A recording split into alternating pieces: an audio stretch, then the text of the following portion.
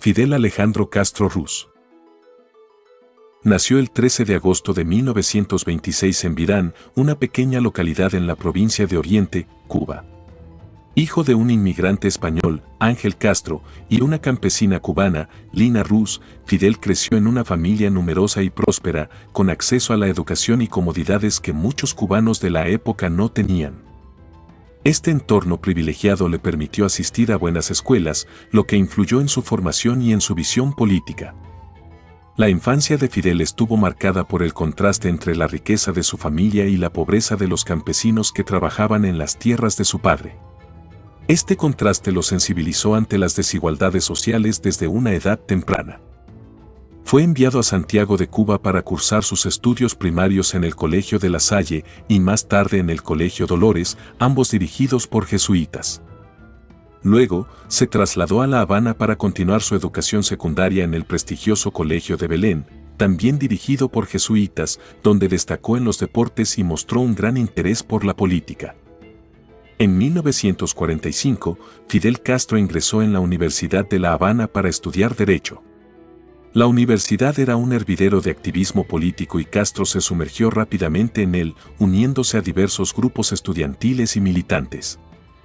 En 1947, participó en una fallida expedición militar a la República Dominicana con el fin de derrocar al dictador Rafael Trujillo. Aunque la expedición fracasó, marcó el inicio de su activismo revolucionario. Durante su tiempo en la universidad, Fidel también se involucró en la política interna de Cuba. En 1950, se graduó como abogado y comenzó a trabajar en un bufete de abogados en La Habana. Se unió al Partido Ortodoxo, liderado por Eduardo Chivas, un carismático político que abogaba por la reforma social y la lucha contra la corrupción. La muerte de Chivas en 1951 dejó un vacío en el partido y profundizó la crisis política en Cuba.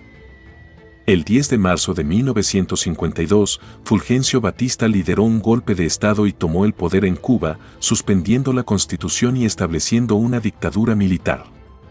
Indignado por la usurpación del poder y la corrupción del régimen, Castro decidió pasar a la acción directa.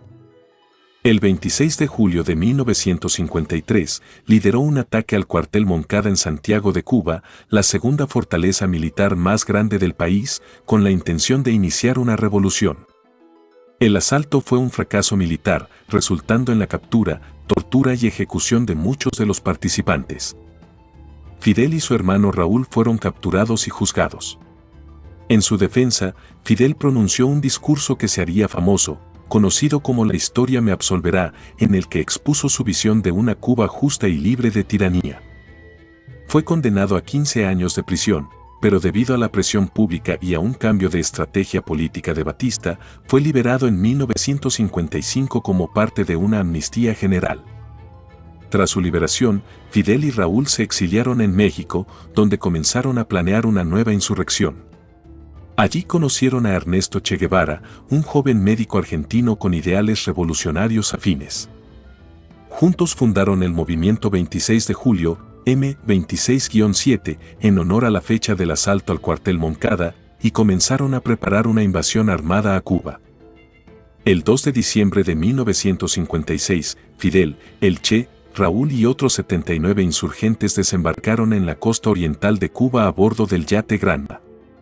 La operación fue desastrosa, solo una pequeña parte de los guerrilleros sobrevivió y se internó en la Sierra Maestra. Desde allí, iniciaron una guerra de guerrillas que se extendió por más de 2 años. El apoyo popular al movimiento guerrillero fue creciendo a medida que la represión de Batista se intensificaba. Fidel y sus compañeros guerrilleros lograron construir una sólida base de apoyo en las zonas rurales, mientras organizaban ataques y sabotajes contra las fuerzas gubernamentales. A medida que la guerra se prolongaba, el régimen de Batista se debilitaba por la corrupción, la falta de apoyo y la presión internacional. El 1 de enero de 1959, Batista huyó de Cuba y las fuerzas revolucionarias marcharon triunfantes hacia La Habana.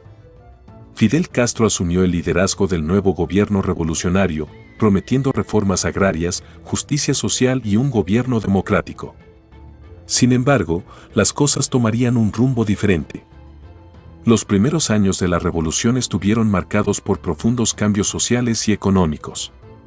Se implementaron reformas agrarias, se nacionalizaron industrias y servicios, y se llevaron a cabo campañas masivas de alfabetización y salud pública. Estas medidas ganaron el apoyo de amplios sectores de la población, pero también generaron la oposición de la clase alta, la burguesía y, crucialmente, de los Estados Unidos. Las relaciones con Estados Unidos se deterioraron rápidamente. El gobierno de Dwight Eisenhower impuso un embargo comercial en 1960 y en 1961 la administración de John F. Kennedy apoyó la fallida invasión de Bahía de Cochinos, un intento de derrocar a Castro utilizando a exiliados cubanos. Este evento consolidó la desconfianza de Castro hacia los Estados Unidos y lo llevó a fortalecer sus lazos con la Unión Soviética. En octubre de 1962, el mundo estuvo al borde de una guerra nuclear durante la crisis de los misiles de Cuba. La Unión Soviética instaló misiles nucleares en la isla en respuesta al despliegue de misiles estadounidenses en Turquía e Italia y a la continua hostilidad hacia Cuba. Tras intensas negociaciones entre el presidente Kennedy y el líder soviético Nikita Khrushchev, se llegó a un acuerdo para desmantelar los misiles a cambio de una promesa pública de no invadir Cuba y la retirada secreta de los misiles estadounidenses en Turquía. Consolidado en el poder, Fidel Castro declaró a Cuba un estado socialista en 1965 y el Partido Comunista de Cuba se convirtió en la fuerza política dominante. Bajo su liderazgo, Cuba implementó un sistema de planificación centralizada y desarrolló una economía de Estado, con énfasis en la educación, la salud y el bienestar social. A nivel internacional, Castro se convirtió en un símbolo del antiimperialismo y un líder influyente en el movimiento de países no alineados. Su gobierno apoyó movimientos revolucionarios y de liberación en América Latina, África y Asia, enviando tropas y asesores a conflictos en Angola, Etiopía y Nicaragua, entre otros. La caída de la Unión Soviética en 1991 y el fin de la ayuda económica soviética sumieron a Cuba en una profunda crisis económica conocida como el Período Especial. La escasez de alimentos, medicinas y combustibles llevó a una severa recesión y a un deterioro de las condiciones de vida. En respuesta, el gobierno de Castro implementó algunas reformas económicas limitadas, permitiendo el trabajo por cuenta propia y la inversión extranjera en ciertas áreas, mientras mantenía el control estatal sobre los sectores clave. En los años 2000, la salud de Fidel Castro comenzó a deteriorarse. En julio de 2006, una enfermedad intestinal lo obligó a delegar temporalmente el poder en su hermano Raúl Castro. En 2008, Fidel anunció oficialmente su retiro como presidente y comandante en jefe, y Raúl asumió la presidencia de manera permanente. Aunque alejado de la vida política activa, Fidel continuó influyendo en la política cubana a través de sus escritos y apariciones públicas esporádicas. Mantuvo su posición crítica hacia Estados Unidos, aunque en sus últimos años apoyó el proceso de normalización de relaciones iniciado en 2014 bajo los gobiernos de Barack Obama y Raúl Castro. Fidel Castro falleció el 25 de noviembre de 2016, a los 90 años. Su muerte fue recibida con sentimientos mixtos en todo el mundo.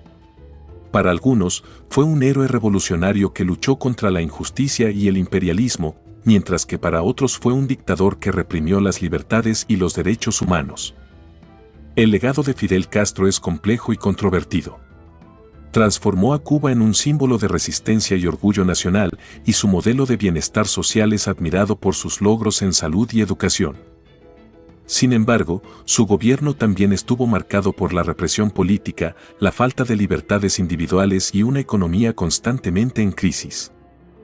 En el imaginario mundial, Fidel Castro sigue siendo una figura monumental, cuya vida y obra continuarán siendo objeto de estudio y debate por generaciones. Su influencia se extiende más allá de las fronteras de Cuba, dejando una huella indeleble en la historia del siglo XX y en la lucha por la justicia social y la independencia en todo el mundo.